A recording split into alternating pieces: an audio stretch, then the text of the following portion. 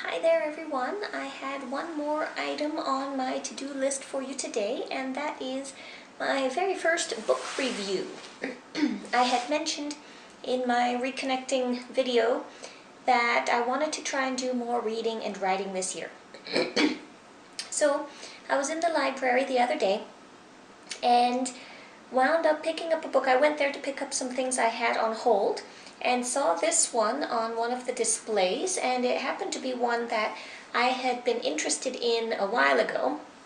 It's called The Werewolf of Bamberg, and the reason I was interested in these, I first heard of this series. It's one of a Hangman's Daughter tales, or a series, and these books, the Hangman's Daughter books, are written by an author from, I believe he's from Munich, and his name is Oliver, I'm going to mispronounce the last name, Oliver Potzsch, and I originally was interested in reading these in their original German. It's kind of one thing I do to combine study and having fun, because my other languages, German and Spanish, I'm well enough in them that traditional grammar practice is extremely boring to me. But because I do like reading, I try when possible to find books in that language that I can read and work through. And it's fun. It's a little time consuming, but it works. Now this one obviously is not in German because I got it from my local library, but it is 570 pages long, but this includes the afterword. If we don't include the afterword, then it's 563. And I finished this in 2.5 days. It's been a really long time since I just vegged out on the couch and read all day, every day, but I had the time over a long weekend to do it, and I did, and I really enjoyed it. So, why this book is great. First off, it is a 17th century murder mystery book. And that's kind of the premise of this series, is this hangman and his family solve crimes that happen to come up as they're traveling. In this case, they are in Bamberg in the 1640s, something like that. It starts off in the 20s. Trying to find, because he puts the date at the beginning of 1668. Sorry that took me so long. So they're in this city for the wedding of the hangman's estranged brother, and while there,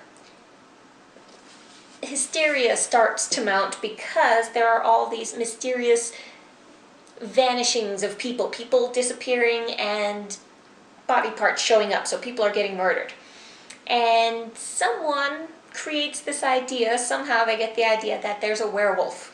There's this creature roaming around outside the city walls and then inside the city walls, and people are disappearing. So mass hysteria ensues, and it basically, the point that they make throughout the book is this is a resurgence of the hysteria that took place in Bamberg almost 40 years earlier during the witch trials. So for those of you who are interested in the witch trials and that whole era, which many pagan folk are, the Bamberg witch trials were huge. It was one of the worst, the biggest, bloodiest witch trials in Europe at that time. So it was a big deal. And that is the backdrop of this story, that someone is recreating that mass hysteria, the killings, the just everything going insane and the world turning upside down. So the hangman and his family have to figure out, before everything totally collapses, who's really responsible for the disappearances, for the murders, and why. It's an engaging book, written very well. There were a couple of things that bugged me a little bit that may have been due to the translation. For example, in the first half of the book, I don't need to be told every other page that it's a late day in October. You told me all that already, and each chapter starts with the day and the date. So that got a little bit annoying. And also the family members have a habit of repeating everything that the last one just said, like it's new information, but it's not. So I thought that was a bit overdone. But overall, as said, I sat there for 2.5 days and read this thing cover to cover and loved it. I thought it was a great book. So I'm really looking forward to reading the other books in the Hangman's Daughter series, which are, there's The Hangman's Daughter, the first one, The Dark Monk, The Beggar King, and The Poisoned Pilgrim. They all sound pretty good. So if you like historical fiction, this has some great information in it. Also, if you're into German history, which is an interest of mine, it's very difficult to find historic novels placed in Germany that are not World War II. So I really enjoyed this book, and I hope some of you do as well. And I am going to be working on sharing some other books with you this year that I read. Thanks very much, and have a good day.